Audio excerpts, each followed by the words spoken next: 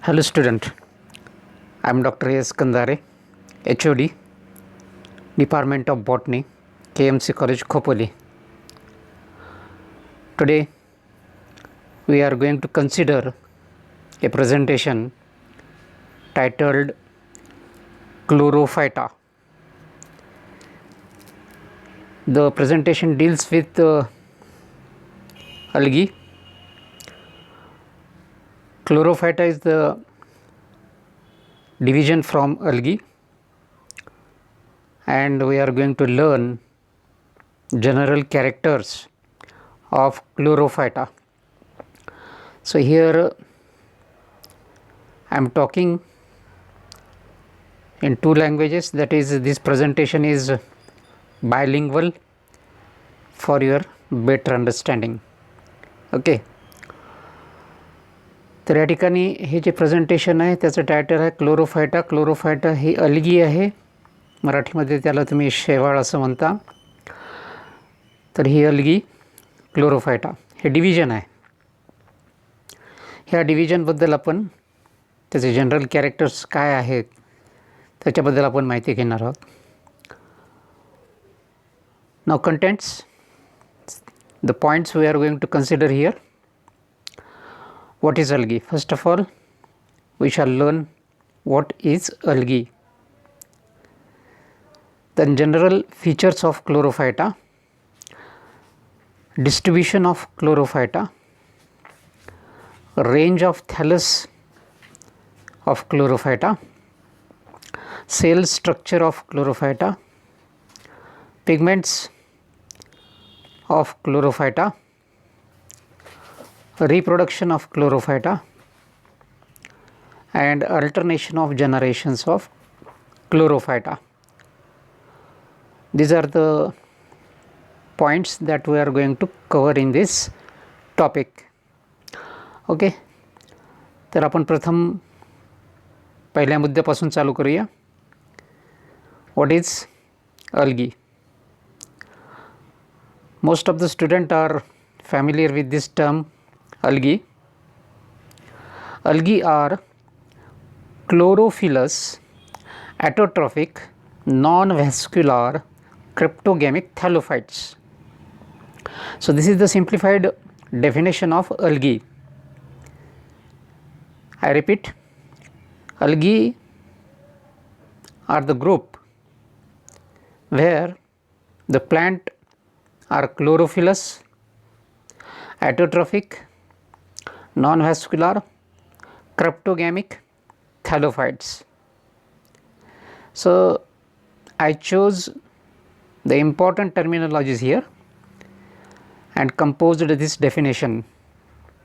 ते ह्या डेफिनेशनमध्ये, ह्या व्याख्येमध्ये अलगी म्हणजे काय हे थोडक्यात सांगितलेलं आहे. तर या ठिकाणी महत्त्वाचे शब्द काय आहेत? Chlorophyllous, that is chlorophyll bearing, that means the organism is photosynthetic, the plant is photosynthetic. म्हणून ह्या ठिकाणी महत्त्वाचा मुद्दा आहे की अलगी हे क्लोरोफिलस आहे, क्लोरोफिल आहे त्याच्यामध्ये, आणि क्लोरोफिल आहे म्हणून फोटोसिंथेसिसची प्रक्रिया ते घडून आणतात. They are autotrophic. ते ॲटोट्रॉफिक का आहेत? Because they photosynthesize, they prepare their own food material, therefore these plants are autotrophic. स्वतःचं अन्न स्वतः तयार करणारे जे काही ऑर्गॅनिझम्स आहेत त्याला आपण ॲटोट्रॉफिक ऑर्गॅनिझम्स असं म्हणतो. तर या ठिकाणी algae, most of the algae are autotrophic in nature. Okay, कारण त्याच्यामध्ये क्लोरोफिल आहे. त्यानंतर non vascular, that is lacking conducting tissues. The plants lacking conducting tissues are called non vascular. मग ह्या ठिकाणी कंडक्टिंग टिश्यूज कुठले आहेत? तर झायलम आणि फ्लोएम हे दोन कंडक्टिंग टिश्यू आहेत. And these conducting tissue are present in higher plants, they are not present in algae. So therefore algae are non-vascular. Okay, they are cryptogamic. So crypto and gamous, these are the two words that makes this terminology cryptogamic. त्याचा अर्थ काय? Non flowering or hidden sex organs. The plants where sex organs are hidden, such plants are called cryptogamic plants. For example, angiospermic plants bear flowers, and flowers are nothing but sex organs. The flowers are the site or the organs where sex organs are located. ठीक है? But here in algae you don't find any flowers, so therefore they are non-flowering and their sex organs are hidden in the thallus itself. So therefore these are cryptogamic plants. These are the features. Then another word is thallophytes. Thallophytes means the plant does not show true roots, true stem and true leaves. Okay. The plants where true roots, true stem and true leaves are absent, similarly there are no flowers, such plant body is called thallophyte. अशा प्रकारची जी plant body आहे त्याला थॅलोफाइट असं म्हणायचं. Okay, so these are the important words that I have explained here. Now division Chlorophyta, its general characters. What are the general features of the Chlorophyta? Chlorophyta are called grass green algae owing to predominance of chlorophyll A and chlorophyll B over carotenoids. Okay. These algae are called green algae, grass green algae. तर ह्या अल्गीला साधारणपणे green algae असं म्हणतात. कशामुळे? तर त्यांच्यामध्ये chlorophyll A and chlorophyll B हे अतिशय जास्त प्रमाणामध्ये असतं compare to other pigments such as carotenoids. Therefore this algae is called green algae. Then distribution of the Chlorophyta. These are aquatic and few are terrestrial. 90% fresh water algae, 10% marine. Most of the algae are aquatic, but there are few terrestrial algae. याच्यातल्या जे काही algae आहेत ह्या ग्रुपमधल्या त्या सर्वच्या सर्व aquatic आहेत. काही जमिनीवर वाढणाऱ्या सोडल्या तर त्यातल्या त्यात ॲक्वॅटिकमध्ये 90% are fresh water and 10% are saline water. That is the distribution of algae. Some are free floating and some attached to substratum. काही algae ह्या पाण्यामध्ये तरंगणाऱ्या आहेत आणि काही algae पाण्यामध्ये एखाद्या ऑब्जेक्टला अटॅच झालेले असतात. That is called substratum. Some found in flowing and some in stagnant bodies, water bodies. Okay, some algae found in free flowing water and some algae found in stagnant water bodies. Some are terrestrial, epizootic, parasitic such as Cephalourus species on tea and paper plant, epiphytes, endophytes. Okay. So therefore you will find that these algae are terrestrial, epizootic, that is growing on some insect bodies, parasitic, growing on other plants, that is like example is given here, Cephalourus. So this algae grow on other plant such as tea and paper plant. Epiphytes growing on other plants epiphytically, endophytes growing in the body of another plant, that is called endophytes. epiphytes हे एखाद्या प्लॅन्टच्या सरफेसवरती वाढणाऱ्या algae आणि एंडोफाइट्स म्हणजे एखाद्या प्लॅन्टच्या आतमध्ये त्यांच्या बॉडीमध्ये वाढणाऱ्या अल्गी. म्हणजे ह्या ठिकाणी तुम्हाला लक्षात येईल की ॲक्वॅटिक आहे, काही टेरेस्ट्रियल आहेत जमिनीवर वाढणाऱ्या, काही एपिझोईक आहेत, काही पॅरासायटिक आहेत, काही एंडोफाइट्स आहेत. म्हणजे एखाद्या प्लॅन्टच्या सरफेसवरती किंवा प्लॅन्टच्या बॉडीमध्ये पण त्या वाढतात. अशा प्रकारे you will find that the algae from this division chlorophyta are found in most of the places. Now the thallus of the algae, thallus म्हणजे plant body.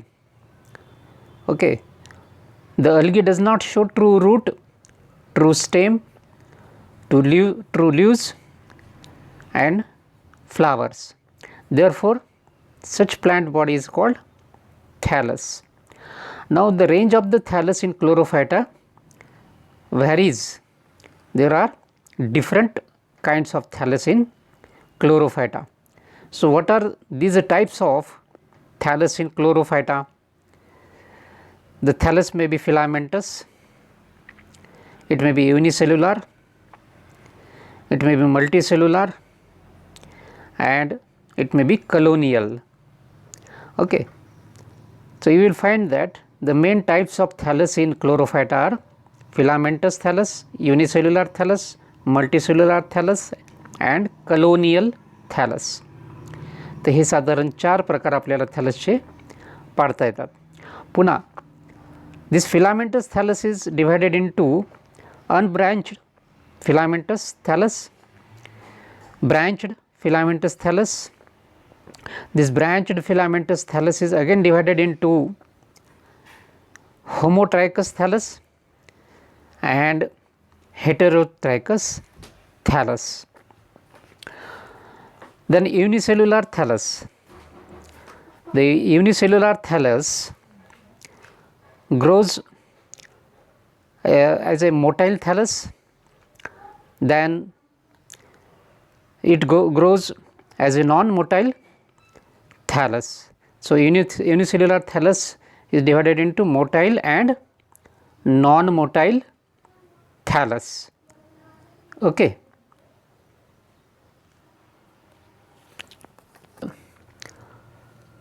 Another type of thallus, that is multicellular thallus, and this multicellular thallus is divided into foliaceous thallus, then siphonaceous thallus and bushy thallus. So, these are the 3 types of multicellular thallus. Now, colonial thallus. This colonial thallus is divided into colonial motile thallus and colonial non-motile thallus. So, in this way you will find that this is the different types of thallus in chlorophyta. Okay. Main is filamentous thallus, then unicellular thallus, multicellular thallus, colonial thallus. Filamentous thallus is divided into branched thallus, then unbranched thallus. Okay. These are the 2 types of filamentous thallus: unbranched, branched, then branched again divided into homotrichous thallus and then heterotrichous thallus. Unicellular forms are divided into motile unicellular form and non-motile unicellular form. Multicellular thallus is again divided into foliaceous thallus, siphonous thallus, bushy thallus. Colonial thallus is divided into motile colonial forms and non-motile colonial form. So, these are the different types of thallus that we find in chlorophyta. Now what are the examples? We shall see one example only of each type. प्रत्येक प्रकारातलं आपण एक example बघूया. आता ह्या ठिकाणी filamentous thallus, filamentous thallus that is unbranched. So this is the example, Spirogyra. Okay, unbranched filamentous thallus Spirogyra. तर ह्या ठिकाणी हे स्पायरोगायरा आहे, त्याचं असं फिलामेंट असतं, and this filament is unbranched. Okay, this filament is unbranched. You can see these cells are connected to each other in a series. Okay, there is no branching. ह्या cells, ही एक sale, ही एक sale, ही एक sale, ह्या एकमेकाला connect झालेले आहेत आणि unbranched filamentous थॅलस तयार झालेला आहे. Okay, so this is example of unbranched filamentous thallus. त्यानंतर branched. Okay, branched filamentous thallus example is Cladophora. Okay, so here you can see that the thallus is branched, here is branching, here is branching, आहे की नाही. तर या ठिकाणी हे जे थॅलस आहे हे फिलामेंटस आहे पण ब्रांचड आहे. So you can see the branch here, आहे की नाही. ही ब्रांच तुम्हाला दिसते. This is the main branch, this is the main filament, and this filament gives out branch. So this is branched filament. So this is the example of branched filament Cladophora. Okay, next, that is branched heterotrichous thallus. Example is Chaetophora. So here you can see that this Chaetophora is having two kinds of branches. Okay, at the bottom you will find that the branches are prostrate and these are the erect branches going up. म्हणजे दोन प्रकारे वाढणाऱ्या ह्या branches आहेत, वर जाणाऱ्या आणि जमिनीला समांतर. तर अशा प्रकारे हे थॅलस आहे, त्याला म्हणायचं heterotrichous branching. Example is Chaetophora. So this is the example of branched heterotrichous. एकसारखे फिलामेंट नसलेलं त्याला म्हणायचं हेटेरोट्रायकस. आणि होमोट्रायकसमध्ये सगळे फिलामेंट सारखे असतात. हेटेरोट्रायकसमध्ये दोन प्रकारचे फिलामेंट, एक इरेक्ट आणि एक जमिनीला समांतर वाढणारे, त्याला हेटेरोट्रायकस म्हणायचं. Another example is unicellular motile thallus. Example is Chlamydomonas. So here you can see this algae is unicellular, एकच सेलपासून तयार झालेली आहे. इट हॅज ए फ्लॅजेला, हे फ्लॅजेला आहेत त्याला. ओके, इट हॅज ए फ्लॅजेला, ठीक आहे नाही. हे जे दिसत आहेत these are flagella. हे so these are the flagella. तर ह्या ठिकाणी ही सिंगल सेल आहे अँड इट इज मोटाईल. तर अशा प्रकारे हे एक्झाम्पल आहे क्लॅमोडोमोनास, युनिसेल्युलर मोटाईल थॅलस. ठीक आहे. त्यानंतर unicellular non motile form. This is example Chlorella. So this algae is unicellular but this is non-motile. ह्याला फ्लॅजेला नाही आहेत, so therefore it cannot move. So it is naturally non-motile. So therefore this is the example called Chlorella, which is unicellular and non-motile. Then coming to the multicellular, त्याच्यामध्ये foliaceous. Now this is the example.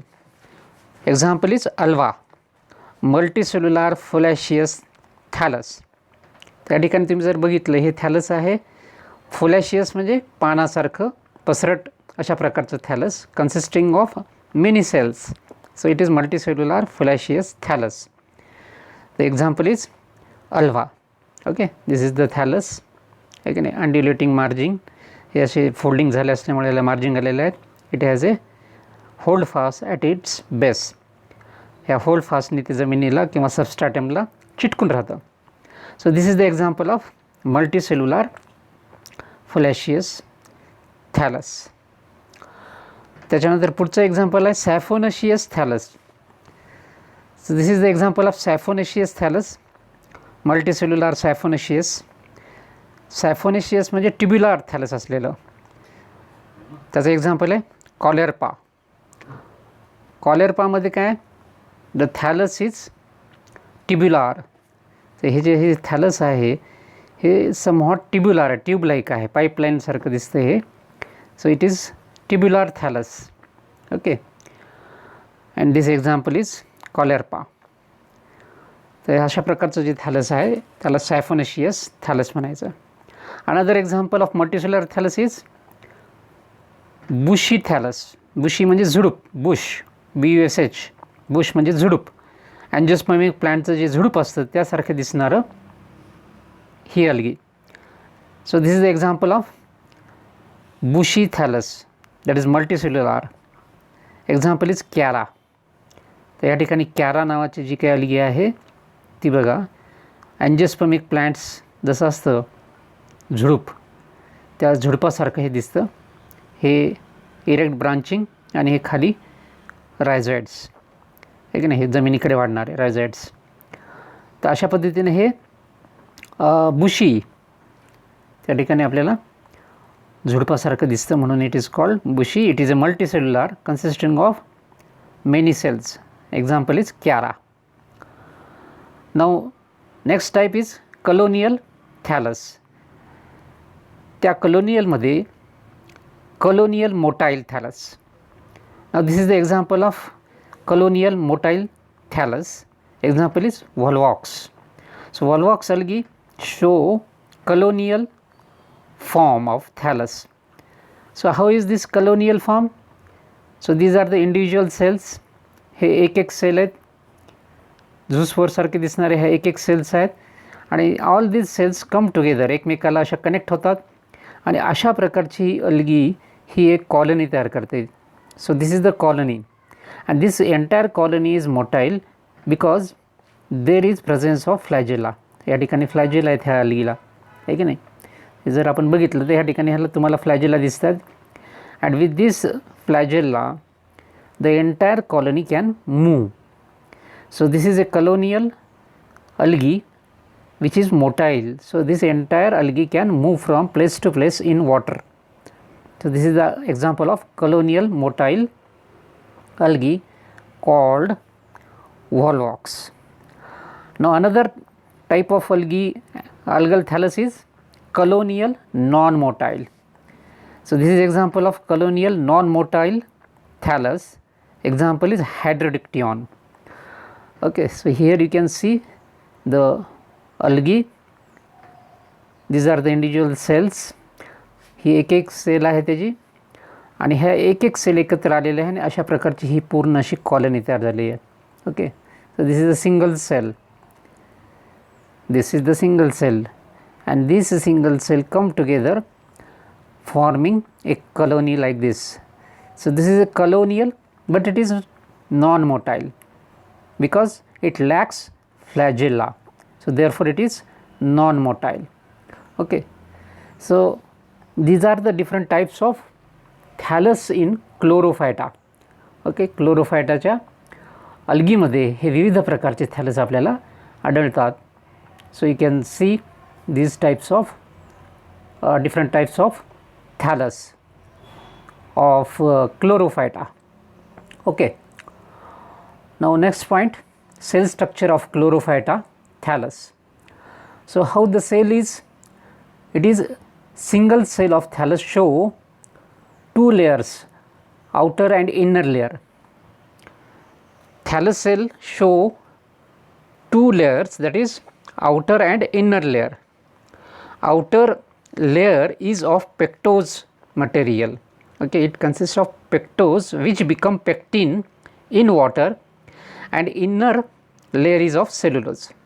Okay, so therefore outer layer is of pectic material and inner layer is of cellulosic material. So in this way the Chlorophyta thallus cell show two cell walls. Inner to the cell wall there is plasma membrane. Okay, within the two layers there is plasma membrane. Okay, so plasma membrane is closer to cellulose cell wall.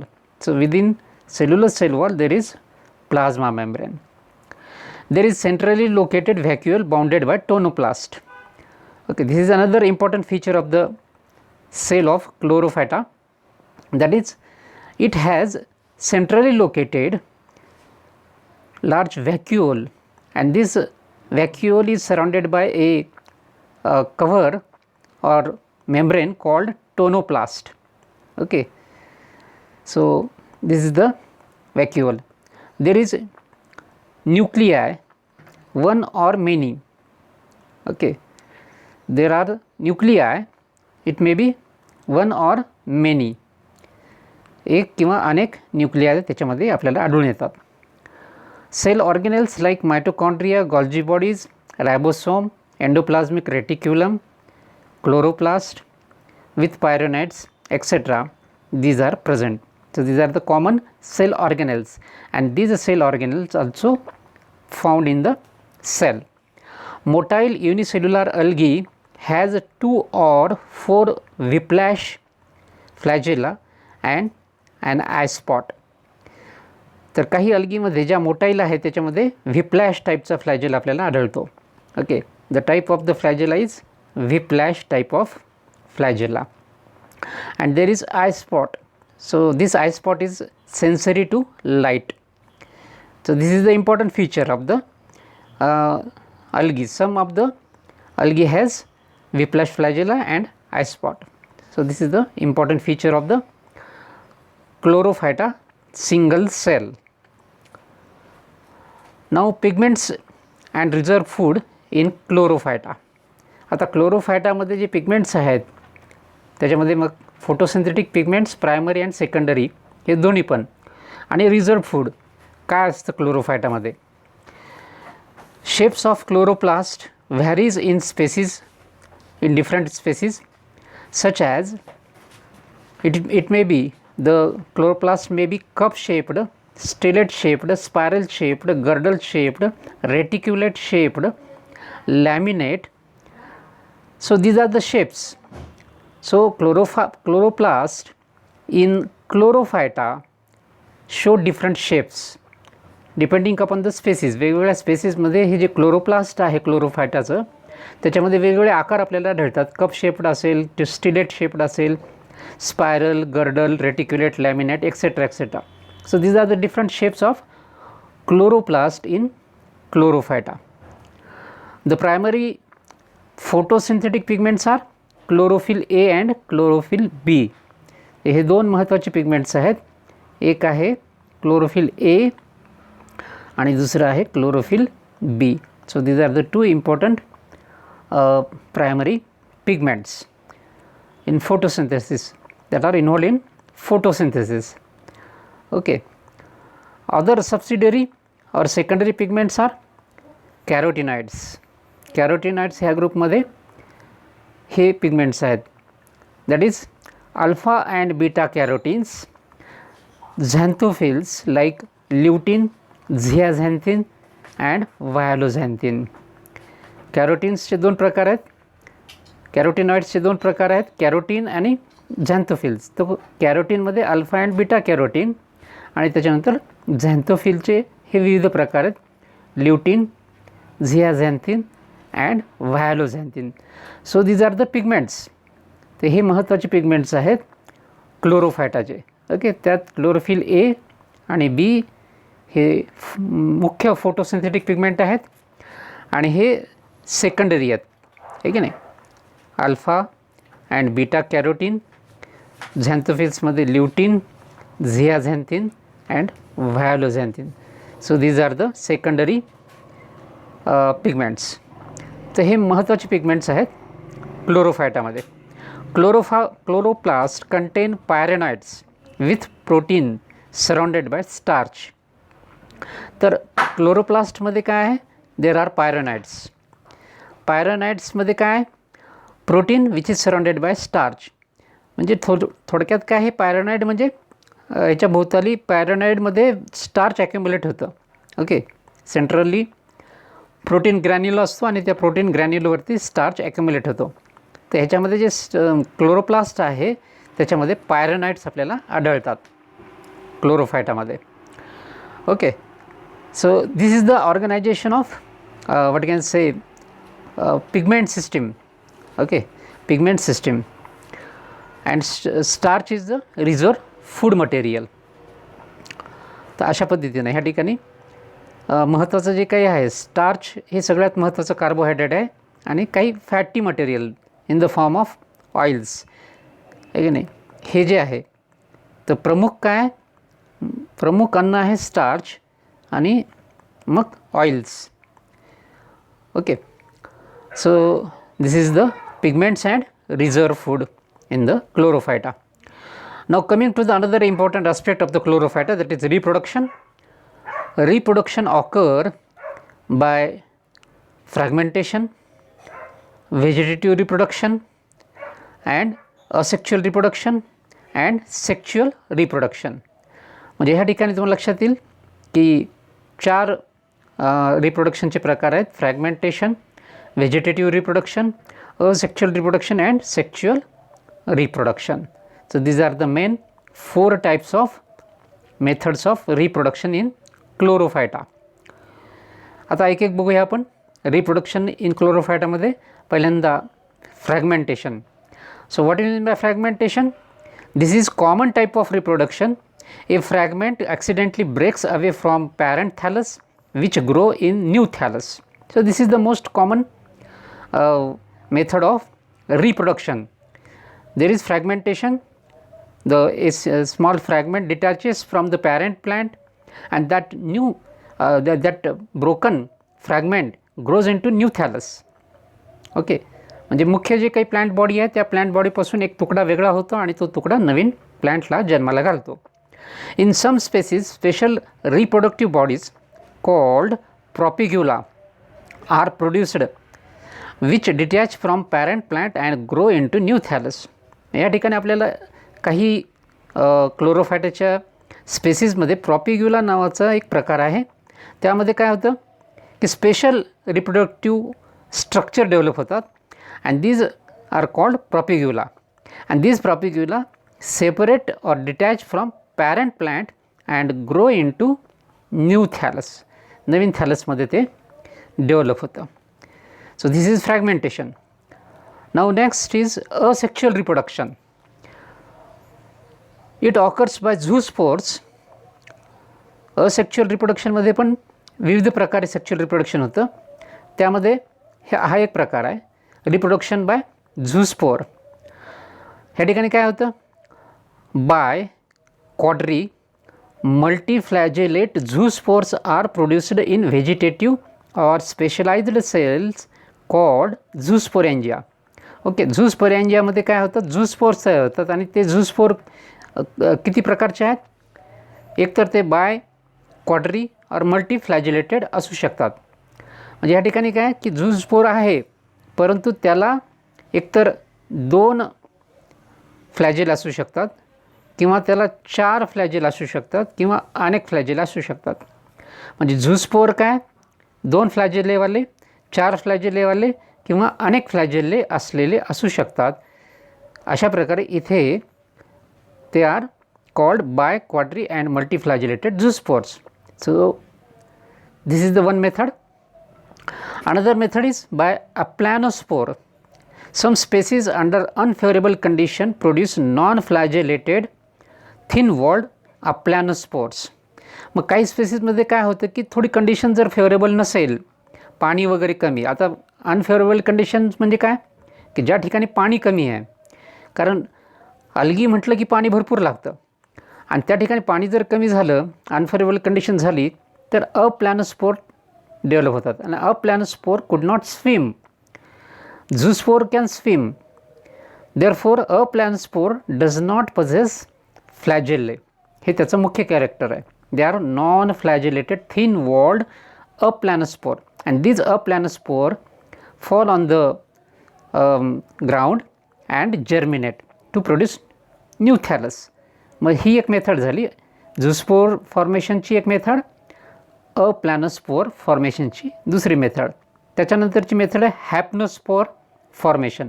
Under unfavourable condition thick walled hypnospore are produced. म्हणजे बघा आता या ठिकाणी हे जे आहे अप्लॅनोस्पोर ते कसे आहेत, थिन वॉल्ड आहेत, but हॅप्नोस्पोर R thick walled.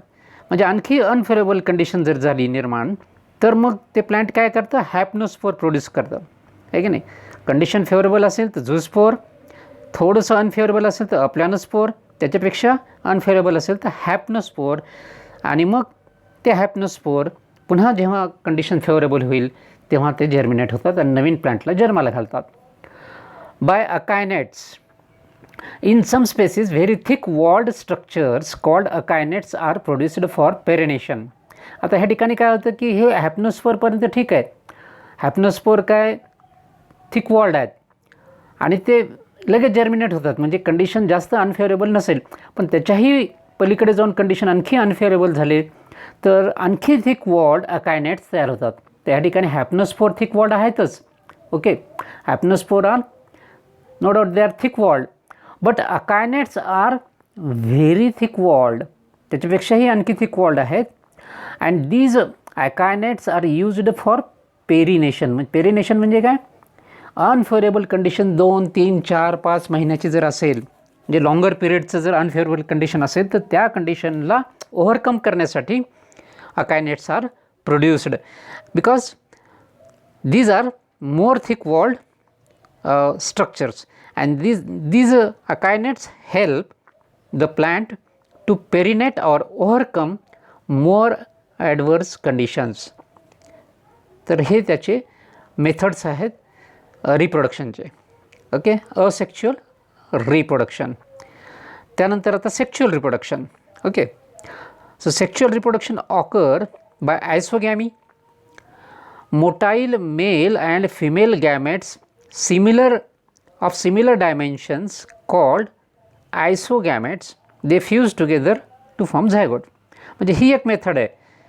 Sexual रिप्रोडक्शनमध्ये isogametes तयार होतात. आयसो मीन्स सिमिलर, गॅमेट्स म्हणजे रिप्रोडक्टिव्ह हॅप्लॉइड स्ट्रक्चर्स. मग आता ह्या ठिकाणी काय होतं, आयसोगॅमीमध्ये motile male and female gametes of similar dimension, म्हणजे जवळजवळ सारख्याच आकाराचे आणि सारख्या शेपचे गॅमेट्स तयार होतात, male and female gametes. And these gametes are called isogamete because they are very very similar, hence they are called isogametes. And these isogametes fuse together to form a zygote. तर अशा पद्धतीने ही एक आहे method that is called आयसोगॅमी.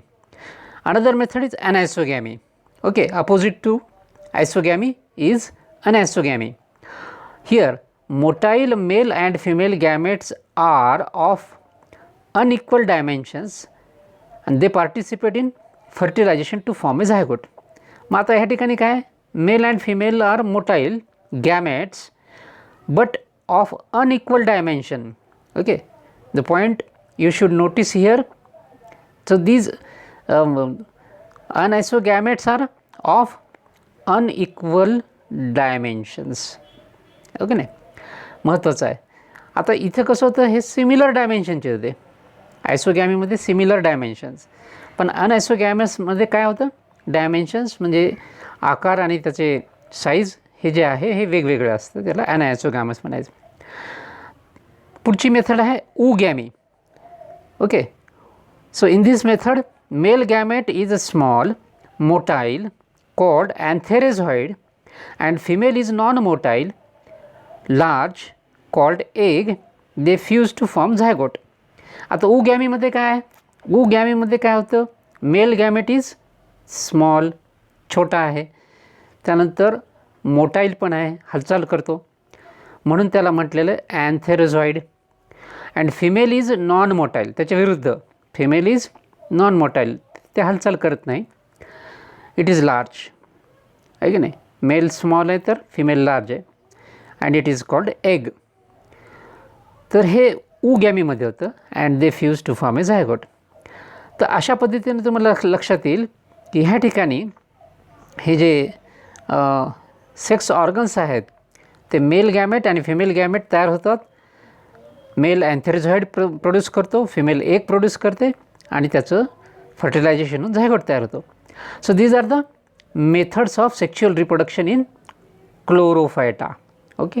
हे sexual isogamy, anisogamy and oogamy. So these are the most important methods of sexual reproduction. Now alternation of generations in chlorophyta. आता क्लोरोफायटामधील alternation of generation म्हणजे जनरेशन हे अल्टरनेट होतं ओके नाही. Gametophytic generation alternates with sporophytic generation, that is called alternation of generation. 3 types of alternation of generation occur in क्लोरोफायटा.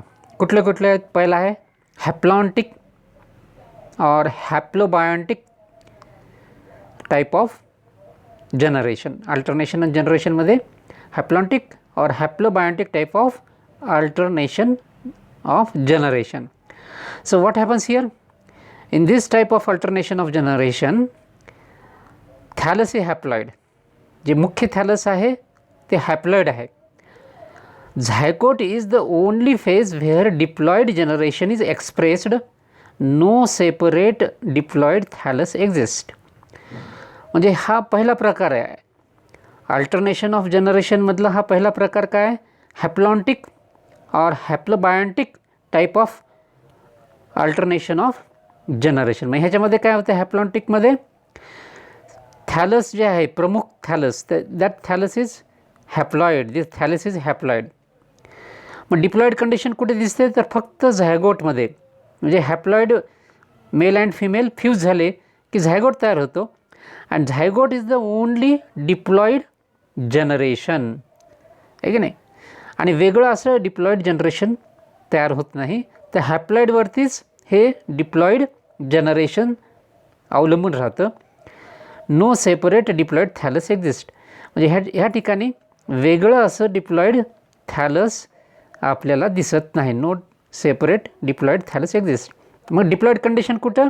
तर fusion झाल्यानंतर zygote जो तयार होतो that is the only diploid phase और sporophytic phase in this type of life cycle. Okay. Haplontic type of alternation of जनरेशनमध्ये काय होतं की haploid generation is the dominant generation. Diploid generation is represented by only zygote and zygote immediately undergo meiosis to produce again haploid generation. आणि त्यामुळे separate अशा प्रकारचं diploid थॅलस ह्याच्यामध्ये तयार होत नाही. ह्या हॅप्लॉइड थॅलसवरतीच डिप्लॉइड थॅलस अवलंबून राहतं आणि पुन्हा नवीन हॅप्लॉइड थॅलस तयार होतं. अशा प्रकारचं जे काही अल्टरनेशन ऑफ जनरेशन आहे that is called haplontic type of alternation of generation. Next is diplohaploidic. Next is diplohaploidic or diplobiontic type of alternation of generation.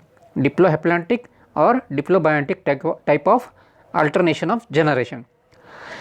Haploid gametophytic and diploid sporophytic isomorphic thallus freely exist. Both generation exist for equal duration. ह्याच्यामध्ये काय होतं? ह्या प्रकारातलं जे काही alternation of generation आहे ह्याच्यामध्ये haploid that is gametophytic generation and diploid that is sporophytic generation exist separately. ह्या दोन्हीचेही वेगवेगळे थॅलस तयार होतात. लक्षात आलं काय? इथे काय होतं? वेगळे थॅलस तयार होत नाहीत. हॅप्लॉइड हे एकच थॅलस तयार होतं आणि ह्याच थॅलसवरती हे डिप्लॉइड झायगोट आपल्याला आढळून येतात. पण ह्या ठिकाणी काय होतं? हॅप्लॉइड गॅमेटोफायटिक प्लांट तयार झाल्यानंतर फ्युजन होतं. झायगोट तयार झाला की ते झायगोट जर्मिनेट होतं आणि डिप्लॉइड स्पोरोफायटिक थॅलस तयार करतं आणि हे स्वतंत्र पद्धतीनं जगतं आणि त्याच्यानंतर पुन्हा अल्टरनेट होऊन हॅप्लॉइड जनरेशन निर्माण करतं. म्हणजे ह्या ठिकाणी हॅप्लॉइड आणि डिप्लॉइड दोन्ही जनरेशन हे इक्वल पद्धतीनं रिप्रेझेंट झालेलं आहे. हे महत्त्वाचं आहे. ह्या ठिकाणी both generations exist for equal duration. ठीक आहे. पहिल्या एक्झाम्पलमध्ये फक्त हॅप्लॉइड जनरेशन हे जास्त डॉमिनंट आहे. इथे काय आहे? Both haploid and diploid generations are equally dominant. तर अशा पद्धतीची अल्टरनेशन ऑफ जनरेशनची जी सायकल आहे that is called diplo haplontic type of alternation of generation. त्यानंतरचं पुढचं जे काही अल्टरनेशन जनरेशन आहे ते आहे diplontic type. Okay. Diplontic type of alternation of generations और also called as haplobiontic diploid type of alternation of generation. So, what happens here? The thallus is diploid, only gametes show haploid stage, no separate haploid phase exist. मग ह्या ठिकाणी काय होतं, diploid phase ही dominant आहे, only gamete show haploid stage. मग ह्या ठिकाणी haploid stage फक्त गॅमेटिक फेजमध्येच रिप्रेझेंट झालेली आहे. No separate haploid phase exist, म्हणजे सेपरेट अशा पद्धतीची हॅप्लॉइड फेज ह्या ठिकाणी आपल्याला आढळत नाही. म्हणजे अगदी हे हॅप्लॉन्टिक जनरेशनच्या विरुद्ध हे डिप्लॉन्टिक जनरेशन आहे. ओके, सो पहिल्या ह्याच्यामध्ये हॅप्लॉन्टिकमध्ये काय होतं की haploid generation is dominant. Diplo हॅप्लॉन्टिकमध्ये both generations are equally dominant and both generations are equally represented. In diplontic type of generation only diploid type of generation is dominant and it is represented for more duration of time compared to haploid phase. तर अशा पद्धतीने हे 3 प्रकारचे alternation of generation आपल्याला क्लोरोफायटामध्ये पाहायला मिळतात. Okay, thank you student, thank you very much. Hope you understood this presentation. Download this presentation in pen drive and plug it to television and view on larger screen.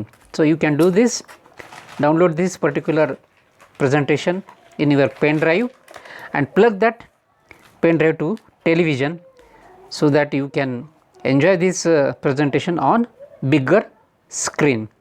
Okay. तर ह्या ठिकाणी काही अडचण आली तर मला सांगा आणि ह्या प्रेझेंटेशनवरतून तुम्ही नोट्स बनवायला शिका. Okay, that is my suggestion to you, that is very important. Okay मित्र, थँक्यू व्हेरी मच.